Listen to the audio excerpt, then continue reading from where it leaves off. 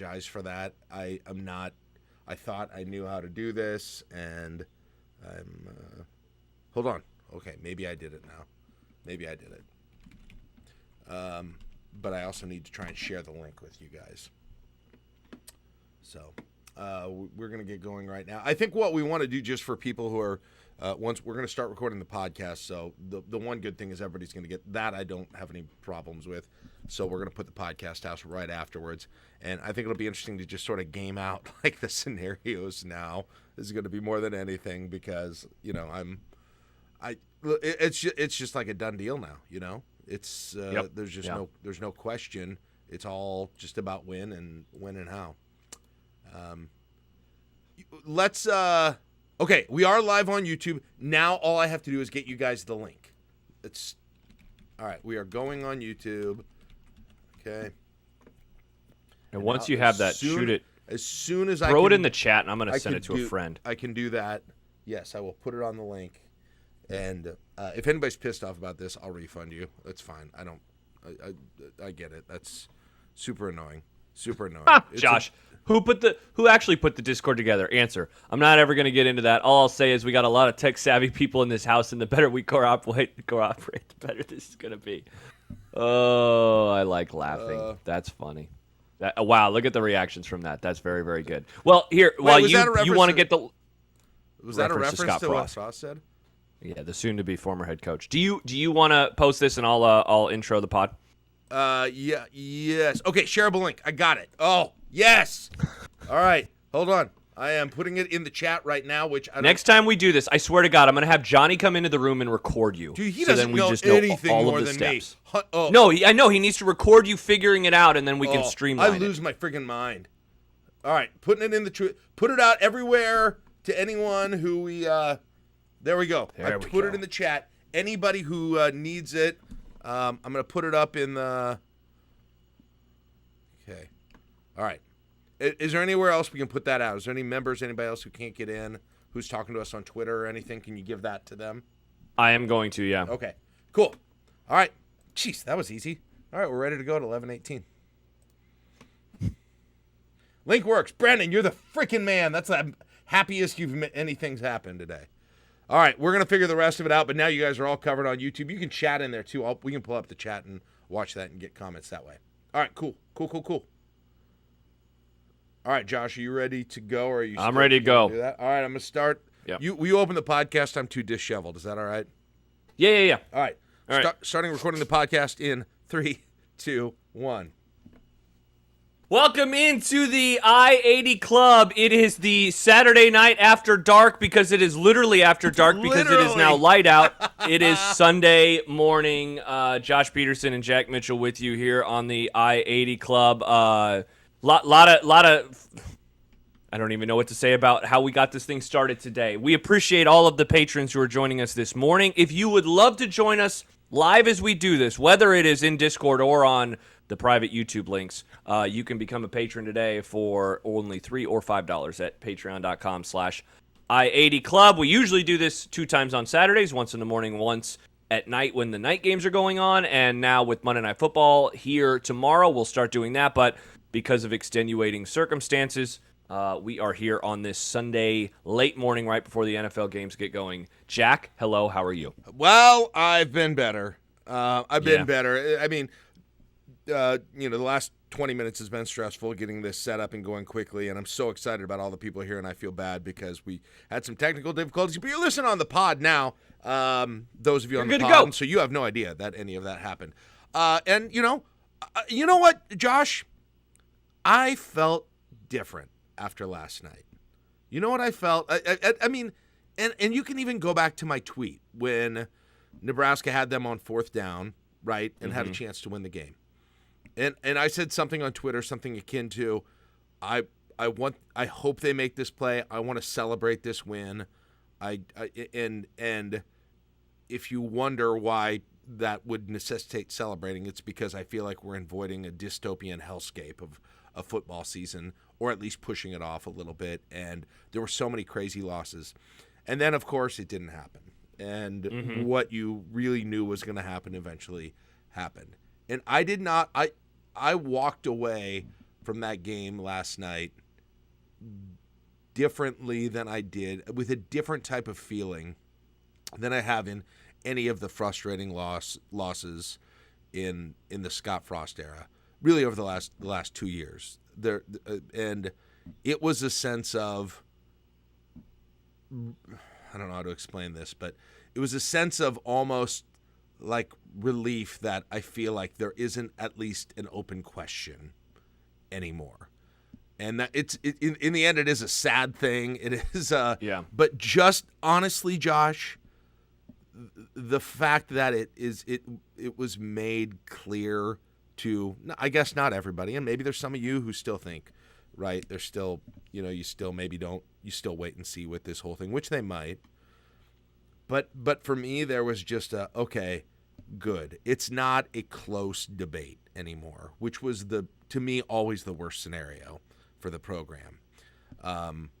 Now, what I said, and then, first thing I tweeted after the game while I was literally walking out of East Stadium last night, I said, rip the Band-Aid off now, see if you can somehow string together 5 wins, make the rest of this season a little bit more interesting, and not a death march, was essentially what I said at that point. And that was my thought walking out of the stadium. But here we are at 11:22 on Sunday, and if there's nothing that's happened yet, it's not happening, I'm assuming, right? Or who knows? Maybe that's assuming too much here at this point.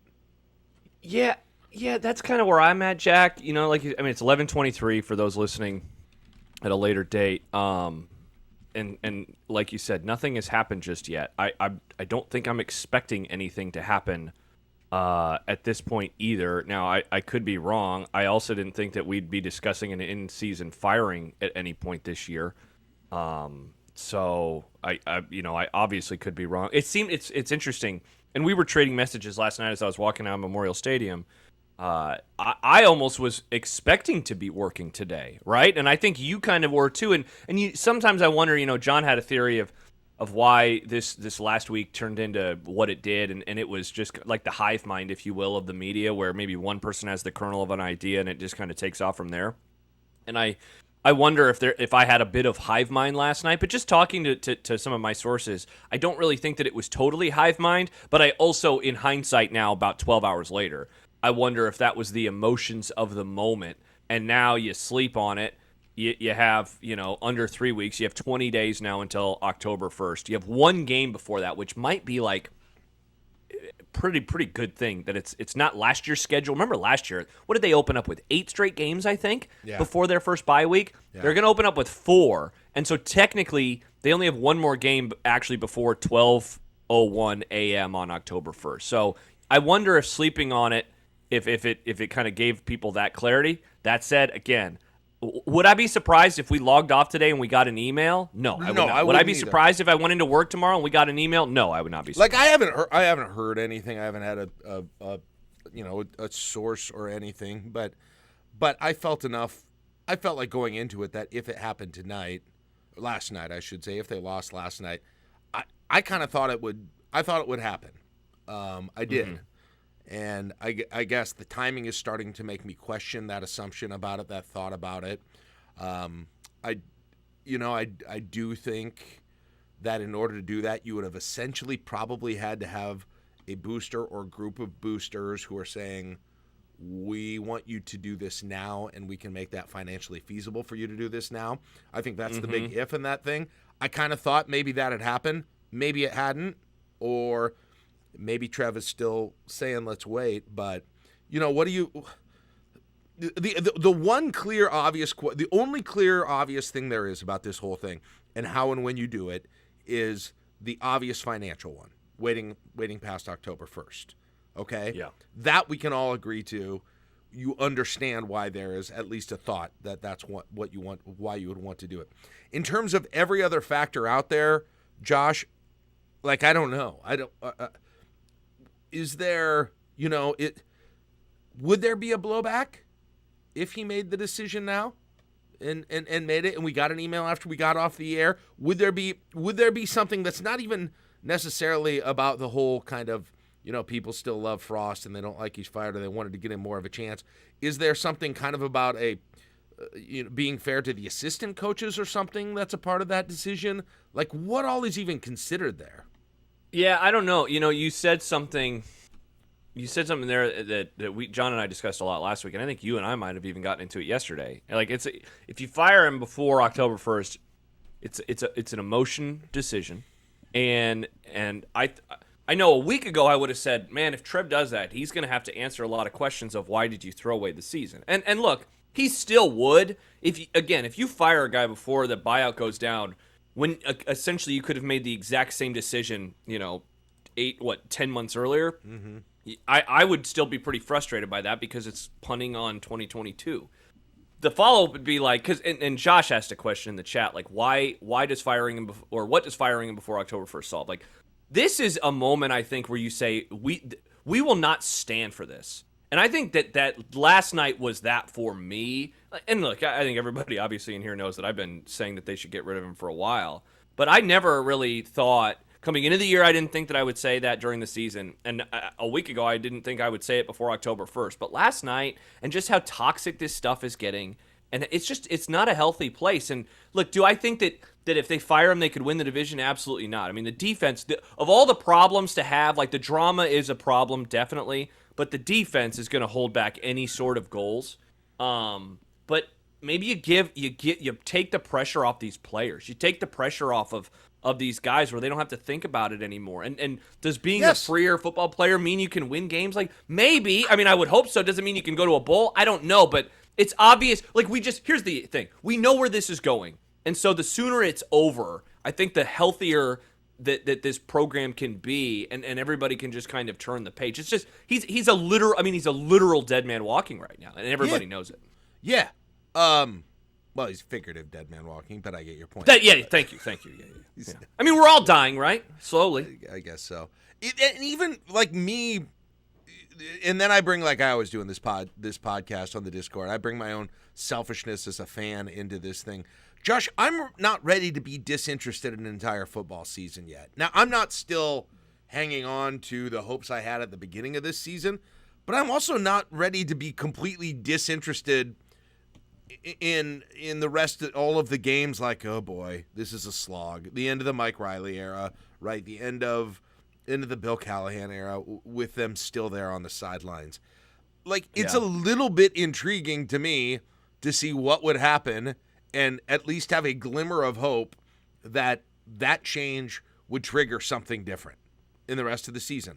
And, I don't know if they'd have any shot at getting it or not, but like, you do it now, you 5 games, right? Do you want to go to a bowl game? I don't even know. I don't know at this point. But like, yeah, maybe you still get 5 games, maybe that 5 wins throughout the rest of the season with a new staff. It's not like, who knows? I mean, if things change significantly with the new staff, that's still probably on the table and possible. But, I mean, I don't see it. There's no way I see with all of the discord, with all of the rumors, with everything, how do they even function the next few weeks at this point?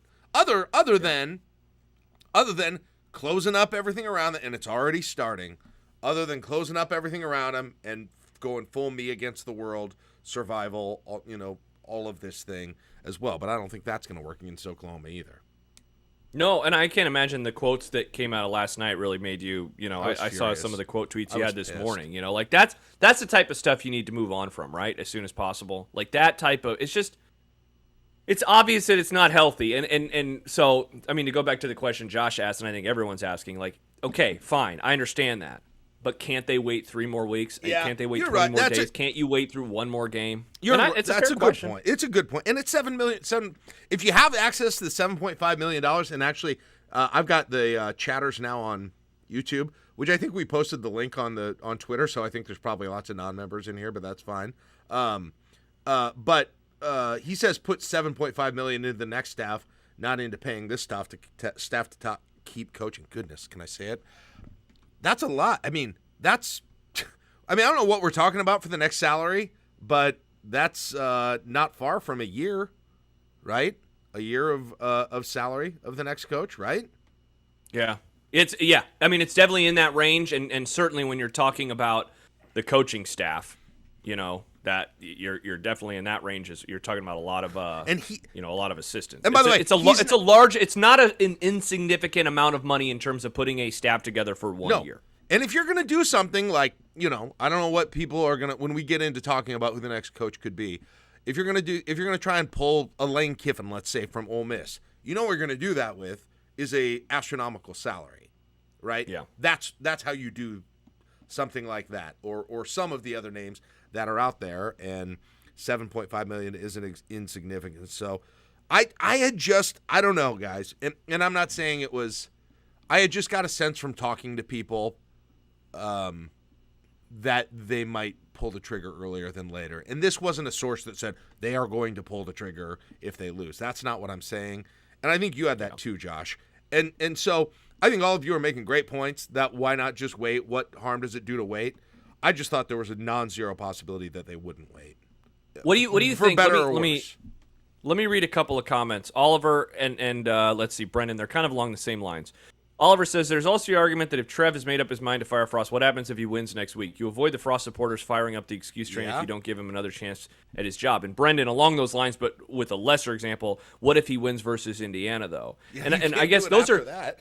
Yeah, in a way, it's funny. Those are two questions about the same thing, but they're also a little different because I'll say this about at least the Indiana game. That is October 1st. And a lot of people keep saying, like, hey, just get to October 2nd. Is it a crazy idea to say, like, he would fire him that morning before the game kicks off? Is that, like, an insane theory, do you think? Now, what about, and let me read one more, and this is someone you had on your podcast, actually, this week from James Stevenson, who is, he lives out in California. Is he on the Discord now? No, I saw this on Twitter earlier. Oh, okay. We should get him on, though. He's a good dude. Why is he said the other move Trev can pull, and this, look, I'll say this, editor's note, this is a pretty wild one, but I've thought about it too, and I mean, in theory, I guess it could work. He says the other move Trev can pull is to force Scott Frost required 5-day suspension effective Tuesday, so he doesn't coach Saturday and then terminate his contract on October 1st at 12:01. Frost never coaches another game as the buyout is reduced. Somebody mentioned Makes that for in the a rough chat, bye too. week, though. Somebody I forgot about the suspension. See, now, I don't know, like, I know Andy Staples, late last night, he was looking at the contract stuff, and so I don't know, because he had a theory on his podcast this morning, like, what if they just did what they do in Office Space to Milton, and they sent him to the basement, and they just say, hey, you're not going to be involved, and he doesn't think that that's possible, just in terms of literally, like, we want you to not coach the team, but if you suspend him, if you decide on the suspension, I think that would be, in theory, in bounds. But, I mean, we talk about, Jack, like Trev having to explain himself whenever the move comes down. I'd be very curious to see the blowback in response to that, and would it hurt them in hiring future coaches? Like, is that such an out-of-bounds move by by an AD? I don't know. This is such a fascinating discussion, because assuming we're all on the same page that it's going to happen and it's got to happen right now, or you're on the verge of it having to happen, if you're in Trev's seat right now, what do you do?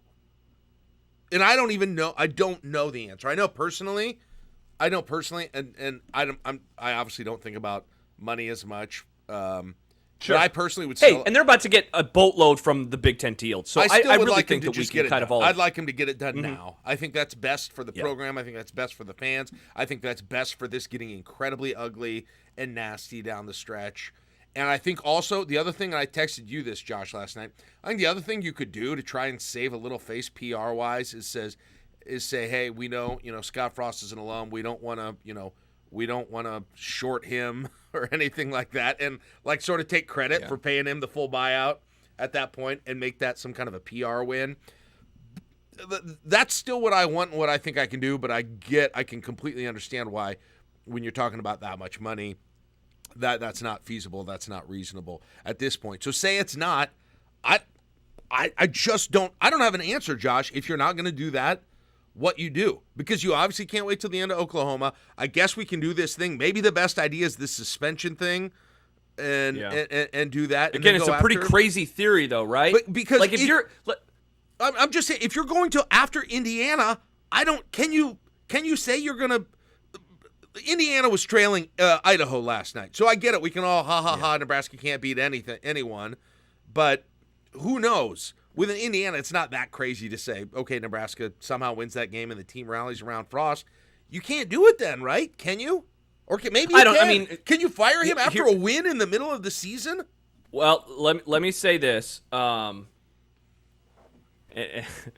Solich got fired after a win. Bo Pelini got fired after a win. At the end of the season. Yeah. No, that's true. That's true. Okay.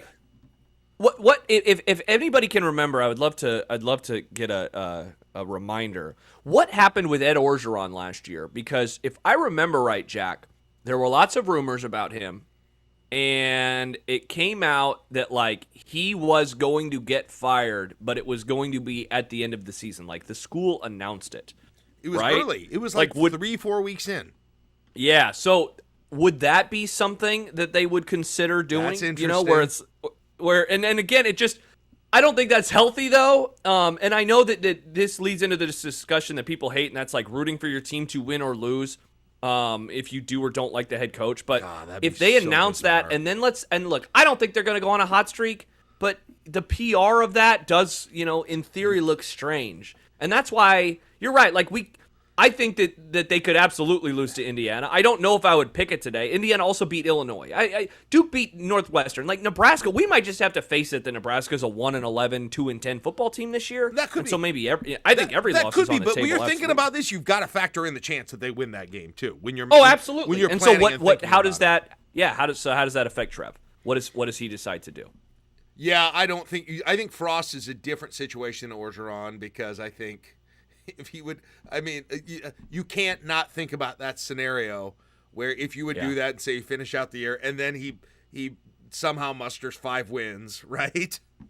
You can't. That's an untenable situation. You can't do that. What about this? Okay, they're gonna lose to Oklahoma, right? Agreed. I agree. Okay, 1-3 football team. Can you just announce in that moment on October 1st he's done? That's probably the play. October 1st.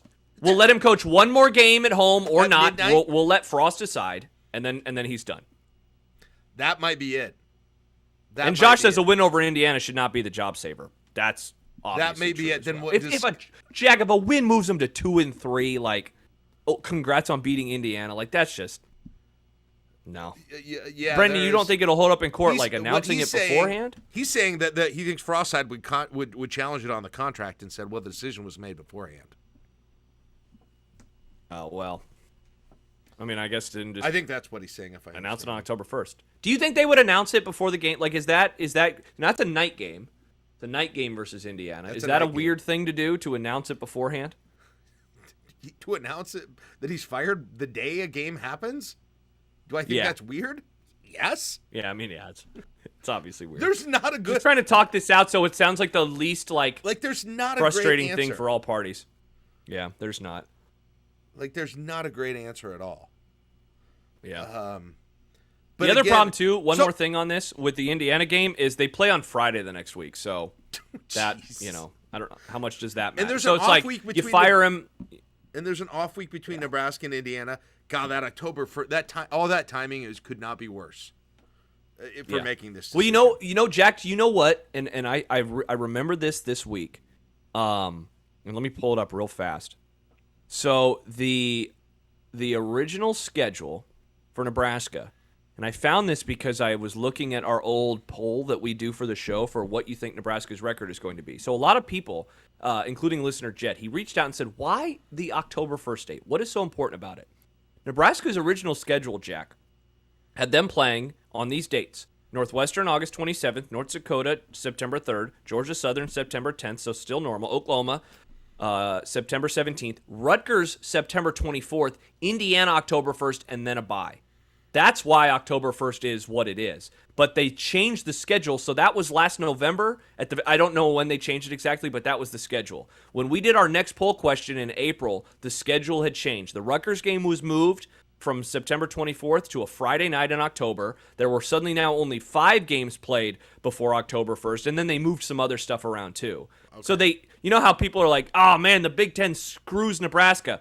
By changing the schedule, they actually did kind of screw this thing for Nebraska, because it would have been a lot easier to play 6 games, some answers, you fire him, bye week, and then everybody moves on. But now it's just a lot harder. Yeah. Hey, I'm sorry. Give me 2 minutes. I will be right back. I got something going on upstairs. You can take some questions. I'll be right back. I promise. Okay.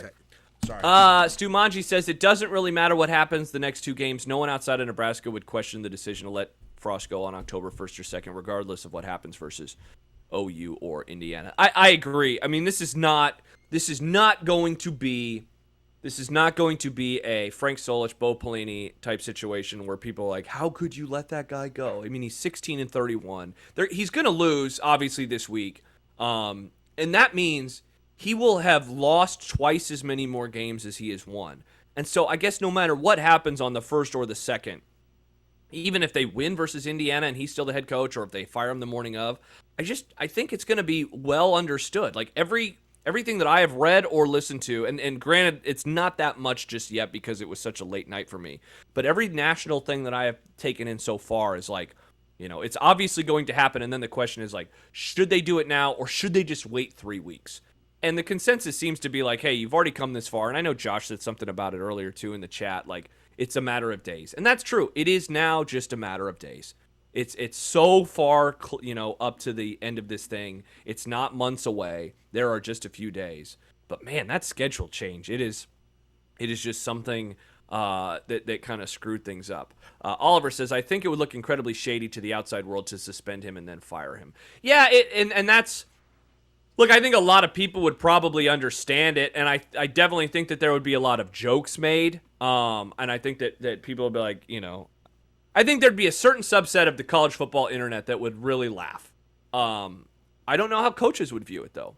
And if that, in theory, if that affects the hiring of whomever the next guy is going to be, then you can't. I mean, I wouldn't do it. If that would affect it, I wouldn't want to do it. But here's the thing. We don't know that for sure. We don't know 100% if firing him or suspending him and then firing him, what does that mean for a Dave Aranda? What does that mean for a Matt Campbell? What does that mean for a Bill O'Brien? What does it mean for Kyle Whittingham? If we knew, then, you could go forward with whatever you want to do. But obviously, that doesn't really matter because we're not going to know. So, yeah, it's a really good question. And, and what I figured was going to be a strange, weird year, it's somehow gotten even weirder. Here's one other idea, Josh. Here's the other thing. Wait till October 1st and then just wait for him to lose a game. How about that? Whether it's Indiana or whenever it happens. Rutgers or Purdue or Illinois or Michigan, Minnesota. Maybe that's the answer. Yeah, and I mean, isn't the one concern, and I don't think it's going to happen, but what if they were to go on a nice little winning streak? Still going to lose a game at some point. I mean, yeah, that's true. And if it becomes one of those losses, will probably make it, certain that they're not going to get. Well, let's see, because assuming they lose, they're still going to need 5 wins to get to a bowl. If it becomes obvious that isn't happening, I mean, you want to kick this can down the road further, you could do it that way. When it becomes clear when they lose their 7th game. But man, I mean, I don't want them to do. I don't Jack, want them to do that. But if we're gonna wait, there may be reasons to do that. Well, here's the thing too, and let's just game it out just for a moment. Let's say truly worst case scenario in terms of winning and losing. That means that they would be eliminated from bowl contention after their 8th football game if they lost everything before then. So that would mean losses to Oklahoma at home, bye week, lost to Indiana at home, lost to Rutgers on a Friday night on a short week, lost at home on the road to Purdue, and then a bye week again, so 2 bye weeks, and then finally the death knell to go to 1-7 at home versus Illinois. That Illinois game would be the earliest they could clinch not making a bowl. Is that what you're saying? The earliest they could clinch not making a bowl? Yeah, because they'd be 1-7. Oh, yeah, so that's like, I get it in theory. They're like, that's not the worst idea. They're still going to win one of those. Exactly. I mean, so then we're talking about, okay, it's November, and then at that point it's like, well, you made it this far, why not let him finish it out? There's no good answer, Josh. There is legit no good answer. Yeah. The only good answer, I guess, I take it back. To me, the answer is doing it now, but the money, obviously, I'm not the one writing the checks. The second best answer. God, this is going to look terrible, though, but it's banking on them losing Indiana and doing it even if they beat Indiana at 1-1 in the conference. Yeah. A conference, and again, I completely understand and respect your arguments that they looked so bad last night defensively that it could be 1-10, but the West at least does not look like the West that we thought it was going to be either. Everyone looks like they suck this year. Yeah. I think the crazy thing is this is the year, right? This is the year that Nebraska could have bumped up to be a little better and done it. Yeah. It's insane. This is, and look, I don't want to, we're going to have time for this, to be frustrated about making the move or not making the move last year. Like last night, though, showed why you do not bring back a coach that's, at the time, 14 games under 500. It's why you don't do it. They threw away 2022 right. in the era of a transfer portal and how fast you can infuse your roster. Like the offense is good. Like how fast they infuse that side of the ball. A coach could have done it. And it's just like, damn, they have wasted. Forget about a year of development and growth, which I think is huge. But they have wasted a potential down year for, I'm going to read the division teams. I think Purdue is good, like I said. Illinois, we'll see. But it's definitely a down year for Wisconsin. It's definitely a down year for Iowa. And Minnesota might be like the runaway favorite. And it's like, wow. Like they might have thrown that away. And Jack, more importantly, perhaps even, maybe not more importantly, they also threw away a schedule with Indiana and Rutgers on it. And it's like none of it matters. Yeah. You know? And like that's what really chaps my The insane thing is like you don't make like like say you get rid of Frost and you start with whoever, Whipple or Joseph coaching, you shore some things up. Like, it would take very little to get sort of in that Big Ten West race. It's so weird, right? Like, look, I mean, Georgia Southern last year, I mean, you want to talk about, or last night, an example of, like, that's what can happen when you improve your coaching. Yeah, absolutely. They changed systems, and their offense looks awesome. And I know they're playing Nebraska's defense and Morgan State last week, but, like, that's a team that flipped things immediately, you know? Like, it could obviously happen. Look, and then maybe I shouldn't use Florida because they lost last night, but they lost to a really established program in Kentucky. You know? Like, Josh, this is what happens when you get good, competent coaching that can change things in a year. So I think, you know, we both said very much where we are. How much do you think it changes any of the calculus that, and now I hope it's clear, which I've been saying for weeks, that the problem is the defense, okay? That the problem is very obviously the defense. Offense has its issues, but the offense is not the problem. The problem is the defense, far and away. Does that, Jack? It's not even close. Does that change anything about how you look at what is to happen? No. I mean, no. I thought about that actually when I was driving home last night. Like, it's interesting that in the end, his last year, the downfall will actually be the defense and not the offense, which for years 2, 3, and 4, it seemed like his downfall was going to be the offense. I mean, there's a lot of parts to his downfall, but I mean, that is certainly, is that ironic? I always forget the definition of ironic. Is it ironic that the last year for him is actually the problem that will ultimately get him fired? Beyond everything, obviously, is that the defense sucked and that the offense finally got good. Yeah. I mean, but it doesn't change, you know, how like was that? I mean, everything stops at the buck, but whose fault was that last night? Like, how did that even?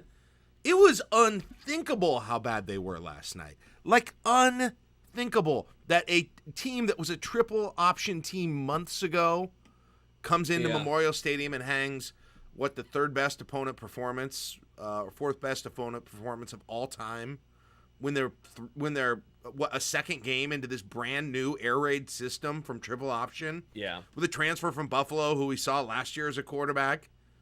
And he looked like Joe Montana. I mean, like what in the heck happened? There had to be so many failures in so many places for that to be as bad, from personnel to injuries to players to coaching to scheme. You've got to have a perfect storm of crappiness to make something like what happened last night happen. Yeah, look, I don't want to do too much revisionist history, but I think those who have listened to me for a while know that I've never really been super duper enamored by Chinander. And I always thought, like, his improvement was good, but I don't even know if it was, I mean, it was just solid enough. Like, there was always these, like, really tiny incremental upticks, but they never made a huge jump. They've never been able to get a ton of turnovers, and it's odd that they got 2 takeaways last night. They got everything that went their way last night except for the score. It was so weird. But I thought coming into this year that they were going to take a step back. I didn't know if it was going to be. I mean, I definitely didn't see this step back coming. But like the last couple of seasons, it was a super veteran defense, and last year was loaded with all these 5th and 6th year seniors that I think covered up a lot of the issues. And even Jack, even that with all of the 5th year players, with dudes that are on NFL rosters or were cut right before the 53. That group of players could only muster like a middle-of-the-road defense, I think should have been like this flashing red light of like, this is not actually as good as we think it is. But I think that Chenander, I think he was graded on such a curve because like we thought they suck. Like he was the one guy that everybody didn't want immediately. And so I think he always got graded on a curve because of that. And it kind of ended up being their downfall. When they come into this year, they're super thin at like every position. They're obviously, I mean, for whatever reason, they're not very well coached. And I mean, they're getting pushed. They got pushed around by North Dakota last week, but last night was nuts. Like, well, and especially with my angle that I had, being able to just see the holes open up like they did, and it was just, I mean, you could drive trucks through them like all game long. It looked like they had 10 guys on the field the entire game. Yeah. I mean, that's the best way I can describe it. And yeah. But maybe they needed to move. What if they had moved Chenander last year too, in addition to all the offensive changes? Breaking in a new defensive coordinator here at this point. I don't know. Yeah. I don't know. And then we can get back to some of the talk and answer questions and stuff, Josh. But I saw Mitch Sherman tweeted, and there are probably other million tweets about this. But Frost, I don't know. Maybe you remember the quote better than I do. But he said, "Thank you to those who have stood with." Oh, the last one of the It was something. It was something like that, and it was sort of like it always is, a little vague on what it meant exactly. But it felt to me like that was just a couple of ticks away from saying there are people in this fan base that don't want us to succeed, and there are boo birds that are out there, and I am going to lose my mind if it goes down that road. I really am. Don't you think it already is, though? It has a bit, but if it goes further down that road, okay. I mean, I see. If it goes further down this whole, we got. I mean, there were players talking about the boo birds that are out there, and I know Garrett Nelson. I hate actually talking about the players and their quotes and stuff, but he said the only people who matter are within these walls right now, and any sort of semblance of an idea that the problem right now is that some fraction of the Nebraska fans are pissed off enough to boo at games is ridiculous. It is so not seeing the forest for the trees at that point, because this fan base has been to an absolute fault, Josh, to the point they get ridiculed for it.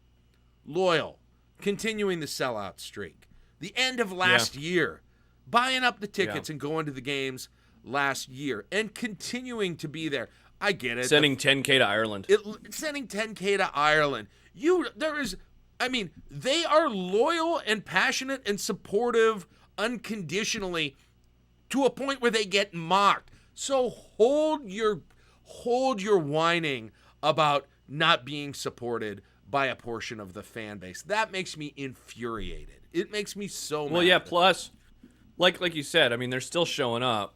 Like, that's like the one thing that Nebraska fans have still never really done en masse. Like, I know they've left games early, but we've never like turned on the TV and it's not looked like Miami, That's never happened before. And I wonder that wasn't if last night this either. Even though it was empty. No, it was not last night. I mean, people were no, trying to say it was empty out there.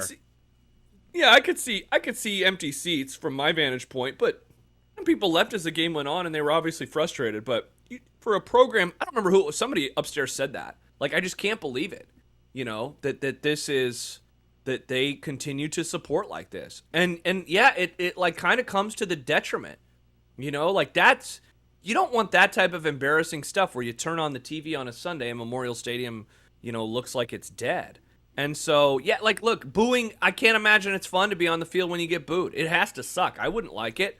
But I just also don't imagine being able to look at that number of people coming to support a team that, going back to the start of last year, in their last, 15 games now, has won 4 of them.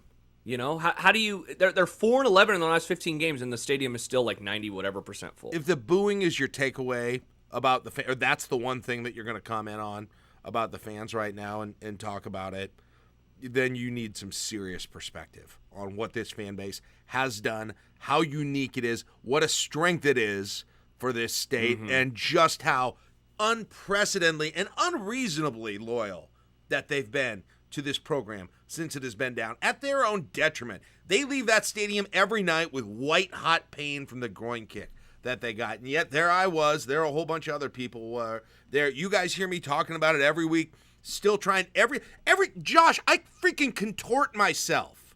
I contort myself when I talk to you every week, trying to find something positive, something that could keep me in, trying not to want to say things that are too bad about what's going on. You see it with me, right?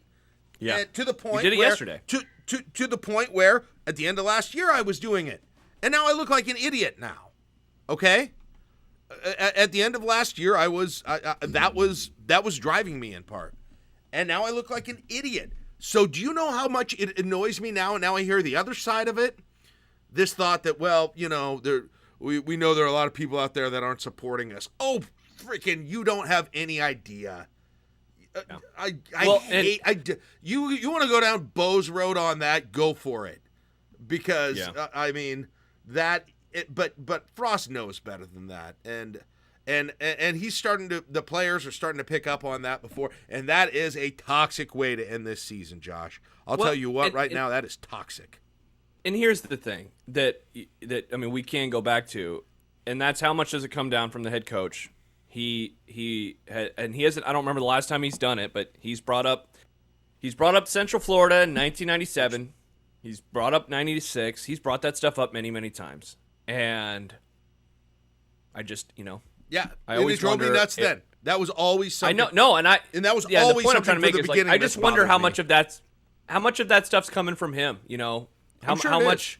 I'm sure it is. Like, how does he feel about the fan base? What does he think in private moments? Has he ever, I'll tell a story. I was talking to someone, this was many years ago, probably 13, 14, 15 range, somewhere in there, and pretty plugged in with Frost in particular. And I asked, at what point do you think he comes back? And this person said, I'll be honest, I don't think he ever will. I don't think he'll ever come back to Nebraska. And I found that pretty interesting. No, to coach, never would come to coach. At Nebraska. I see what you mean. Yeah. Got what you mean. Yeah, I think I think there was some reluctance because he didn't want this outcome. Yeah, and I think that there was some lingering frustration from how he felt like he was treated by the fan base in the 90s, and so that's always been in the back of my mind with him. And he's for a guy that played here and obviously understands what this place is. There has always been a bit of I don't want to say standoffish because that's way too hard, but he seems a little like this isn't my type of vibe, to him. That's always the perspective that I have had on him since he's what was that? That's a good way. I think that's a really good way to describe it. Yeah, and I've noticed that since he's come back, where I do think he wanted to return, and I think he wanted to be the reason that they got back. I think that all that stuff is true, but there's just a part of him, it seems, where he's just like, this they didn't like me back then, and they booed me, and I wasn't Tommy Frazier, and I've always wondered how much that sits in the back of his head. I am just so freaking tired of this fan base being left out in the cold and sad and spending all their damn money on these tickets that are still too expensive all of the time to keep the sellout streak going. And in return, you get these things picked out, these grievances that are picked out from the fan base, and that's what you hear about.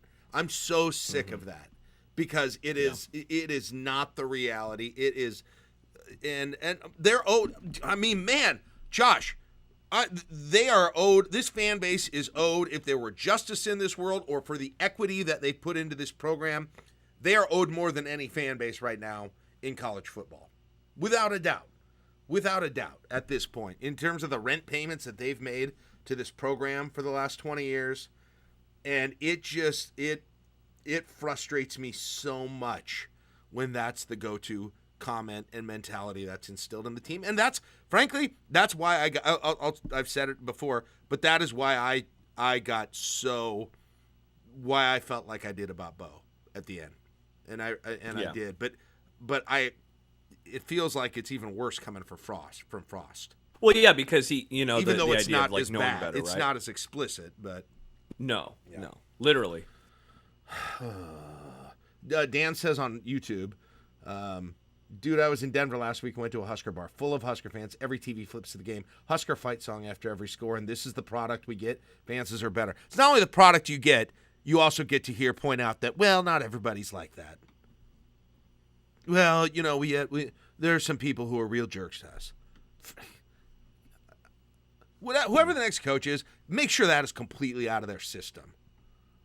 And you know what? That was never something. And listen, I didn't think Mike Riley was the one who was going to lead Nebraska to greatness by any means. But it was so refreshing the way that wasn't in his mindset at all. It wasn't in his mindset at all. I want that part of him for the next coach, and then like the other parts of other coaches for him. Yeah, I mean, part of it too. I just wonder if I'm guessing this happens everywhere, right? Like a team loses and a team is frustrated, and a fans boo. I'm guessing everywhere this is the reaction of the fans. They're not the players. They don't know what they're talking about. Blah blah blah. I'm guessing that happens literally everywhere. The difference, of course, is the support here for a losing program is. I mean, I don't want to say second to none, but I mean, it's second to none. Well, Josh, I don't know if it happens everywhere, but if there was any fan base that's gone through what this fan base has been through, not only would there be people booing, that stadium would be 33% full, donations would be down, there would be fewer people wearing gear, and none of that is happening there. So, yeah, that's the difference. Absolutely. Yeah. Any school in America, if they went, it not only there would be a few boo birds or be people wearing bags over their heads, and it looked like like you said, a Miami or a Kansas game or something like that. Yeah. So I mean, enough of that, and yeah, I hate that us against the world so much, but I think that's only going to build. That's another reason why I don't think you wait. I think you do some damage with that. Yeah. Again, yeah, you don't want that type of damage happening to the program, where it's just uncomfortable. And I guess to circle all the way back then to the beginning of this whole show, is it worth it then to do it now versus waiting 3 weeks? And literally, if you do it at 12 o'clock a.m. Central, one more game. And that, in theory, that's it. One more game. God, if that's what they do, Josh, that day is going to be so chaotic. Oh my gosh. And so looking at the schedule, I actually, oddly enough, I have a soccer match that I'm calling that night. And so I'll be available to do whatever with you that night. But I have a soccer match, but the game is also at night. Yeah, it's a night game. And that's a night game. It's been because that's homecoming, I believe. Yeah. So. All right, yeah, we'll do After Dark that night. We'll be back on Saturday that night for whatever happens. All right. Here we are.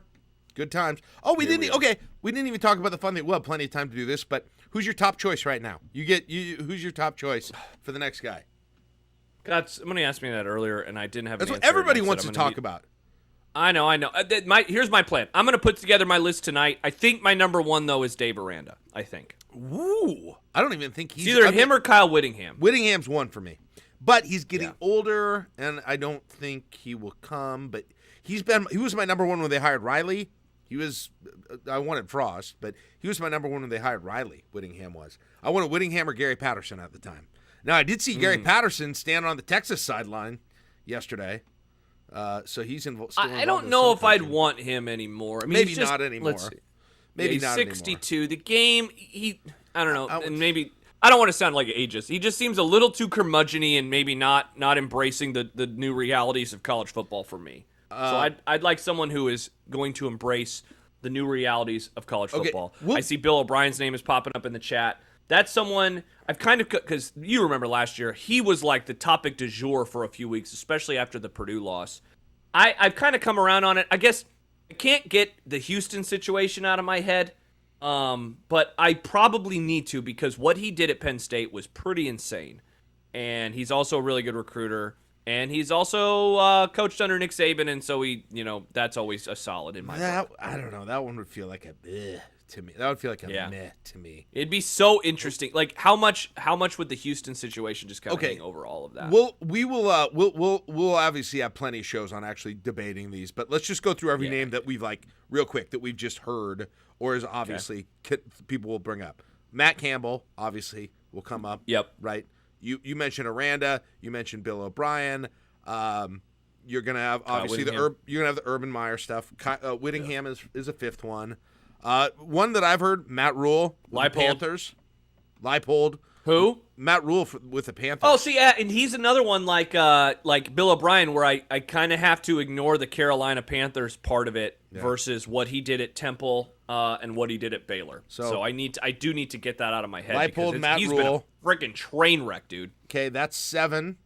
That's 7 sort of candidates right now. Did you hear me? Leipold. What's his name at Coastal? Jamie Chadwell. Okay, 8. Chris Kleiman, 9. Yeah. Blake Anderson from Utah State says I formation. Okay. Nick Saban, Ryan Day. Stop it. I did get somebody somebody messaged me about Zach. Who? Coach Prime. Oh my gosh, that'd be hilarious. Somebody mentioned me about Zach Taylor, and I definitely don't think so there, but just would figure to throw his name out. I mean, it feels like we're at 10-ish, sort of. And then you got to start thinking about big time assistants. Is there anybody like that out there that would be a big time OC or a D? And I guess Bill O'Brien is kind of that. But is there anybody else like that? Yeah, well here you go, Jim Leonard from I Formation. Yeah, he's an interesting one given the conference he's in and how good his defense has always been. Well, we'll have plenty of time to get into all of this. But I think everybody wants to watch some NFL now, too. So, heck yeah. I think we got everything in. I apologize one more time for anybody who had problems, and I apologize for the delay at the beginning. I didn't expect, honestly. Well, number one, I didn't think we had the limit of 25 people. And now that I know that, we can adjust accordingly. And I didn't think we would necessarily have 25 people who are joining us. And so it's a good problem to have. I'm going to make sure it's ready for Josh tomorrow night. We're back tomorrow night. NFL, yeah. So we're hopping on. Show. It's our first one of the year. It's a new show on the I-80 Club. Yeah, so we will be on. We'll be on tomorrow night. It is Seahawks Broncos. So here's the plan for Monday nights moving forward. We will come on at halftime of the Monday night games, and we'll stay on Jack, through the third quarter, end of the third quarter. So that'll give us about 45 minutes to an hour. We haven't really discussed exactly what the Monday show is going to be. I'm guessing tomorrow will be a lot of reaction to whatever does or doesn't happen with Nebraska football. We'll also watch the Monday night game together. Yeah, we talked about it the same day as the press conference, and who knows? And maybe some weeks we'll be watching the Monday night game and talking about that, or bringing in some people to talk besides us a little bit. So. Yeah, I think it'll be fun. We'll kind of see. Like everything with this thing, it's sort of been try it, learn as we do it, see what people like, and let it develop. And that's really how the first, couple of months of this has gone, Josh. So it's kind of another new chapter of that starting tomorrow night. And so I think you guys like the live show. So hopefully adding one will make you happy. And by the time we get there, I'm absolutely going to make sure we have everything lined up in the Discord and everybody can see it. Well, yeah, and so for sure, we'll make sure to always have a private YouTube. So if you want to join us and the Discord is full, because I know that it was earlier today, we will have a private YouTube link for you as well, and so you can join there, and we will monitor that. So if you want to chat and you're like, oh, I really like being able to chat, no worries. I know we monitored it today. Yeah, I monitored it today. I've got it up here. So Matthew, Frank was watching, Max. Yeah. So we'll monitor that. We'll watch that, and then and we'll have it ready to go. So good. It's really cool again to see everybody support joining us live. The fact that we capped out in Discord, it annoys me that Discord has a cap, but it also is pretty cool that you guys. I might be able to do one of those nitro boosts or something and get us a bigger thing. We'll see. I'll figure that out. To the people listening on the podcast, this one will come out publicly, right? So I do want to, if you guys are interested in the I-80 Club, $3 a month or $5 a month. If you want to be a part of the Discord, it's becoming a real community. We're hearing from some of the people who are on it, and they're kind of telling us what they like about it. So you can look at what they've had to say.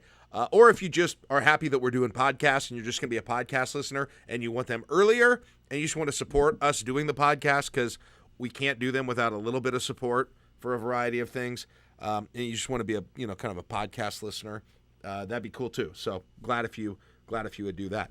I think that's all we've got, Josh. I think it is. Thanks everybody. Download, subscribe, rate, review, all those things. And yeah, we really appreciate the support. It allows us to do these things a few times a week for a few hours a week. It means a lot. All right, we're off the podcast. Thank you all. Cute. Enjoy the NFL today. I'll be chatting on here throughout the day too. By the way, Stumanji just sent me something. I don't know if he sent it to you too, but it looks like he might be able to. He might have helped us out a little bit. So I'll do some reading on this in a little bit. Okay. All right. Cool. Thanks, everybody. All right. We'll talk to you later, all. Eric, the pod's going to be up ASAP. Jack will send that to me in a moment. And again, I just want to, for anyone who's still in here for like 5 more seconds, if you go to patreon.com, click on the membership, Patreon/I80 Club, click on the membership tab, copy and paste that RSS link, put it into your podcast platform of choice. That's how you subscribe. Let me know